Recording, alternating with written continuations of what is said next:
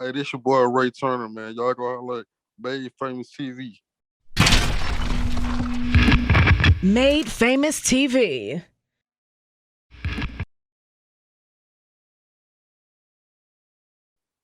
Yo, yo, what's up? It's your girl Shamika, and you are now tuned into Made Famous TV. And right now, I'm sitting down with Mr. Ray Turner.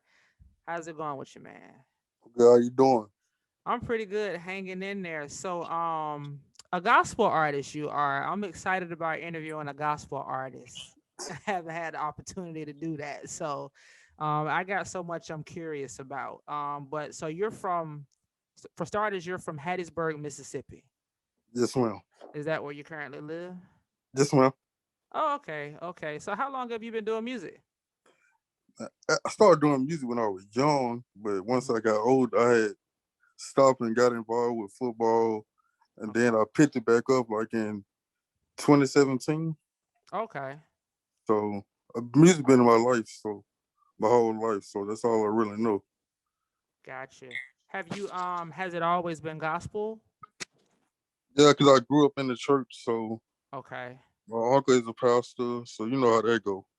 I grew up in Uh-huh. the church. That's all I really know. But I mean, I listen to other music too, so it really don't matter. But gospel is really all I really know. So I had to keep it in the family. The only way my family listen to my music. Mhm. So I mean, I grew up listening to the Can Spirituals. Okay. The I really listen to Quartet. I'm a big Quartet fan. So Okay. that's what I like.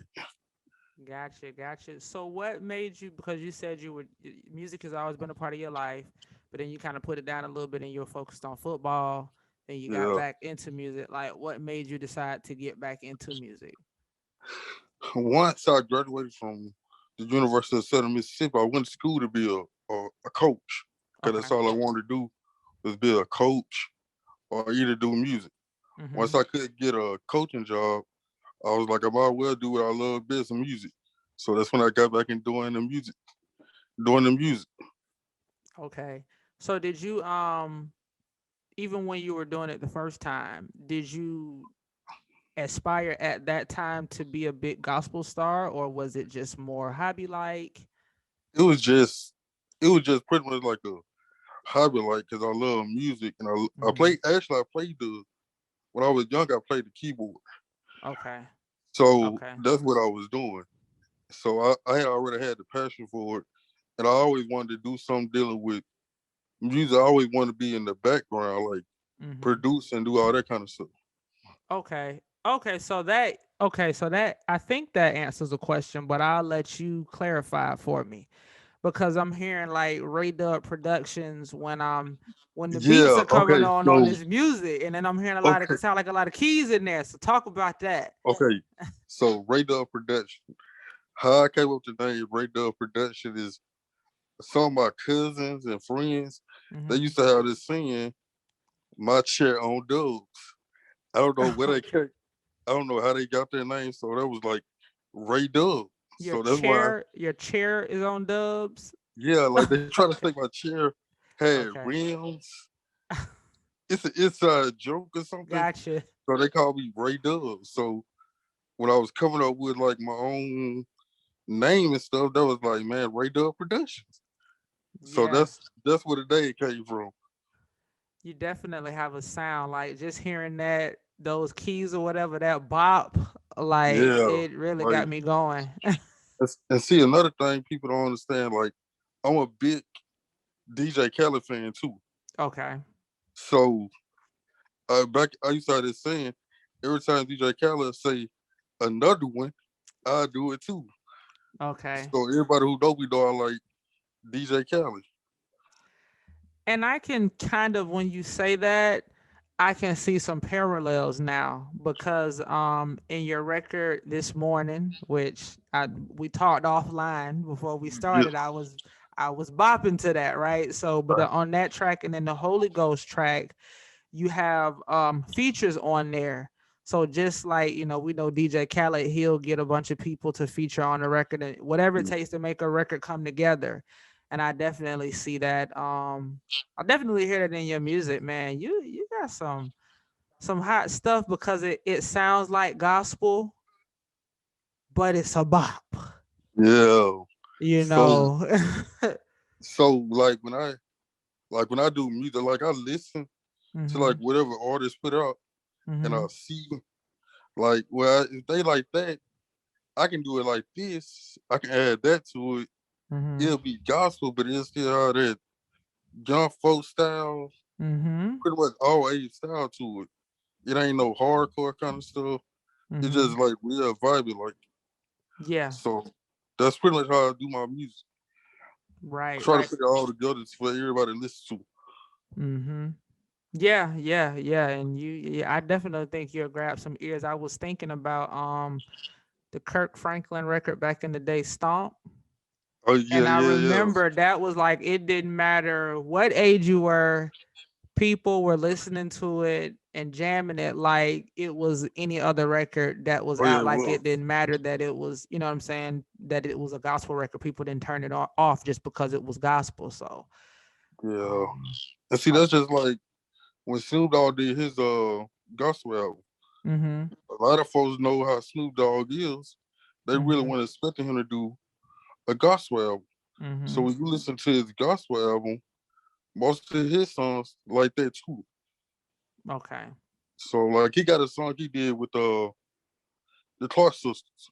okay, It's they song, but he redid it and turned to like a 808 kind of style, mm-hmm. and it's like it's crazy. Like Right. it's a crazy track on there. Yeah, I haven't heard that. I have to check It's that matter out. of I fact, I think haven't. it's blessed, highly favored, something like that. Mm-hmm. One of their old school songs. Right. They took it and turned to like a crazy vibe Mm-hmm. R&B kind of style. Gotcha. So let me ask you this, just in thinking about that, what you're talking about Snoop Dogg, because we know the kind of music we're accustomed to hearing Snoop Dogg do, and then for him to do something that's can be classified or categorized as a gospel project.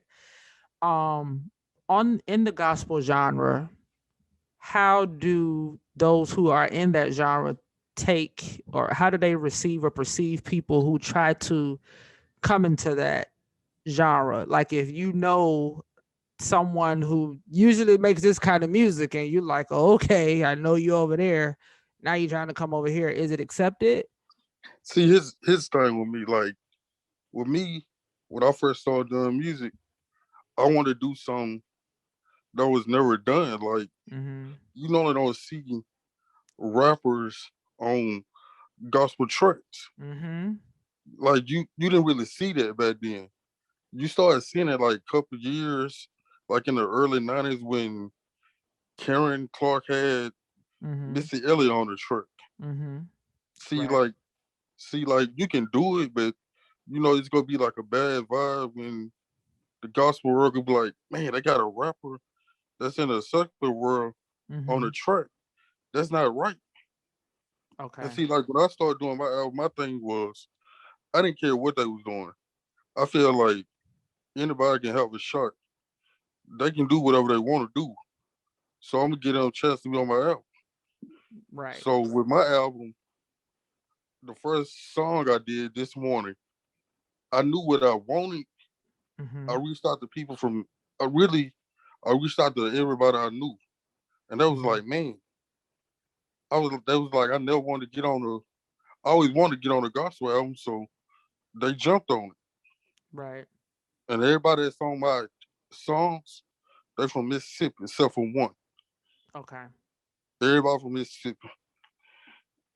Is that intentional? Like you want to keep It's it that way, or it just happened like that. so it ain't That's just no how it happened. like no outsiders allowed? Like, yeah, hey, you from up No, north? It just Okay, it, I like you, it but just happened like that because I felt okay, like it was a by the fact him, Trauma. gotcha. Mm-hmm. Trauma was the hottest rapper out at that point, and I wanted him on the remix for this morning. Mm-hmm. So when I hit him up, he was like, "Man, y'all be glad to get on." Mm-hmm. That's how it happened. My thing was I just wanted to give anybody a chance to get on the album. Right. So it was open invitation. I like that. I like that because sometimes, just even some of the ideas that people have about churchgoers or Christians is Yeah. that, you'll be judged or, you're not accepted. And for some people, it may be that way. There might be some people in the church who feel like, oh, no, I don't want you over here because you're involved in that. But a lot of us, we know